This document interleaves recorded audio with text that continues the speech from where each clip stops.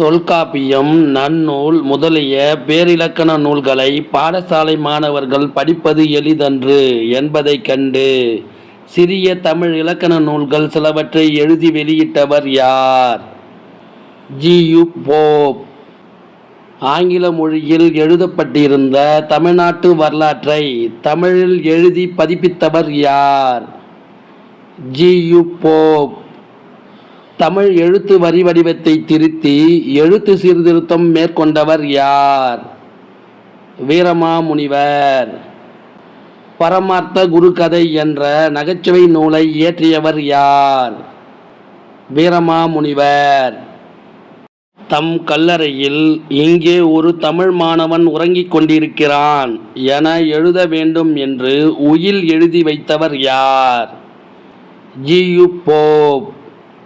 பள்ளியில் படிக்கும் குழந்தைகள் இலக்கணத்தை நன்கு அறிந்து கொள்ளும் வகையில் வினா-விடை முறையில் அமைந்த இரு இலக்கண நூல்களை எழுதியவர் யார்? ஜி.யு. போப்.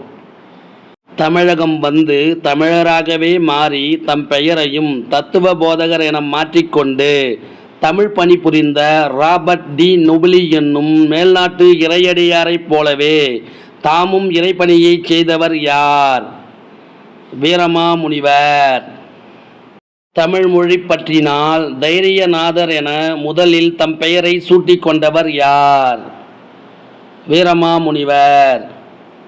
திருக்குறளை ஆங்கிலத்தில் மொழிபெயர்ப்பு செய்து அதை 1886ஆம் ஆண்டு வெளியிட்டவர் யார்? ஜி.யு. போப். கிபி 1900 திருமந்திரம் எனும் நூலை ஆங்கிலத்தில் மொழிபெயர்த்து வெளியிட்டவர் யார்? ஜி.யு. போப். தேம்பாவணி என்னும் கிறித்துவ சமய காப்பியத்தை இயற்றியவர் யார்? வீரமாமுனிவர். தொன்னூல் விளக்கம் எனும் இலக்கிய நூலை படைத்தவர் யார்? வீரமாமுனிவர். தமிழகத்தின் பட்டி தொட்டி எங்கும் சிலப்பதிகார மாநாடுகள் நடத்தியவர் யார்? ம. பொ. சிவஞானம். தமிழக அரசு திருத்தணியிலும் சென்னை தியாகராய நகரிலும் யாருக்கு சிலை அமைத்து உள்ளது? ம. பொ. சிவஞானம். 1952 முதல் 1954 வரை சட்டமன்ற மேலவை உறுப்பினராக பதவி வகித்தவர் யார்? ம. பொ. சிவஞானம். 1972 முதல் 1978 வரை சட்ட மேலவை தலைவராக பதவி வகித்தவர் யார்? ம. பொ. சிவஞானம். எந்த ஆண்டு கன்னியாகுமரி தமிழ்நாட்டுடன் இணைந்து தமிழ்நாட்டின் தென் எல்லையாக மாறியது? 1956 நவம்பர் 1. 1946 முதல் 1952 வரை சென்னை மாகாண சட்டமன்ற உறுப்பினராக சிறப்பாக பணியாற்றியவர் யார்? காயிதே மில்லத். காயிதே மில்லத் அவர்களின் இயற்பெயர் என்ன?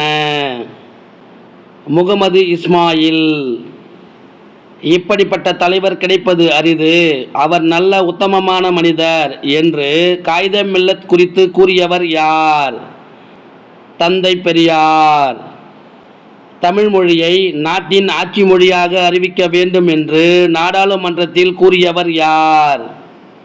காயிதே மில்லத்.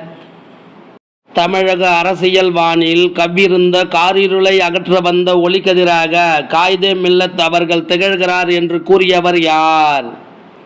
அறிஞர் அண்ணா. கல்வி ஒன்றுதான் ஒட்டுமொத்த சமூக வளர்ச்சிக்கு உறுதுணையாக இருக்கும் என எண்ணியவர் யார்? காயிதே மில்லத். விடுதலை போராட்டத்தின் போது காயிதே மில்லத் எந்த இயக்கத்தில் கலந்து கொண்டார்? ஒத்துழையாமை இயக்கத்தில் கலந்து கொண்டார். அண்ணல் அம்பேத்கர் அவர்களுக்கு எந்த ஆண்டு பாரத ரத்னா விருது வழங்கப்பட்டது? 1990 வழங்கப்பட்டது. அதாவது அவருடைய மறைவிற்கு பின் வழங்கப்பட்டது. டாக்டர் அம்பேத்கர் எழுதிய புத்தரும் தம்மமும் என்னும் புத்தகம் எந்த ஆண்டு வெளியானது? 1957. உலகின் மிகப்பெரிய நூலகமான லைப்ரரி ஆஃப் காங்கிரஸ் அமைந்துள்ள நாடு எது? அமெரிக்கா. இளம் வயதிலேயே சமூக விடுதலைக்காக போராடியவர் மற்றும் வழக்கறிஞர் யார்? Marshal A. நேசமணி. நாகர்கோவில் நகர்மன்ற தலைவராகவும் சட்டமன்ற உறுப்பினராகவும் நாடாளுமன்ற உறுப்பினராகவும் பணியாற்றியவர் யார்? Marshal A. நேசமணி. உழைப்பும் கல்வியும் அற்ற செல்வம் மிருகத்தனம் என்று கூறியவர் யார்? அண்ணல் அம்பேத்கர். எந்த ஆண்டு சென்னையில் நடந்த பெண்கள் மாநாட்டில் ஈவேராவுக்கு பெரியார் என்னும் பட்டம் வழங்கப்பட்டது? 1938 ஆண்டு வழங்கப்பட்டது. தந்தை பெரியாரால் வைக்கம் போர் நடத்தப்பட்ட ஆண்டு எது? 1924. எந்த ஆண்டு யுனெஸ்கோ அமைப்பு தந்தை பெரியாருக்கு தெற்காசியாவின் சாக்ரட்டிஸ் என்ற பட்டம் வழங்கியது? 1970. இந்தியாவின் தேசிய பங்கு வீதம் என்ற நூலின் ஆசிரியர் யார்? அண்ணல் அம்பேத்கர். தந்தை பெரியார் சுயமரியாதை இயக்கத்தை எந்த ஆண்டு தோற்றுவித்தார்? 1925. 1936 ஆண்டு நடைபெற்ற தேர்தலில் விருதுநகரில் காமராஜர் போட்டியிட உதவியவர் யார்? முத்துராமலிங்க தேவர். அறிஞர் அண்ணாவின் கவிதைகள் தமிழ் பீடம் என்னும் இதழில் வெளியிடப்பட்ட ஆண்டு எது? 2005. தமிழா துள்ளி எழு என்னும் தலைப்புடைய துண்டறிக்கை ஒன்றை ம.பொ.சி. வழங்கிய ஆண்டு எது? 1932.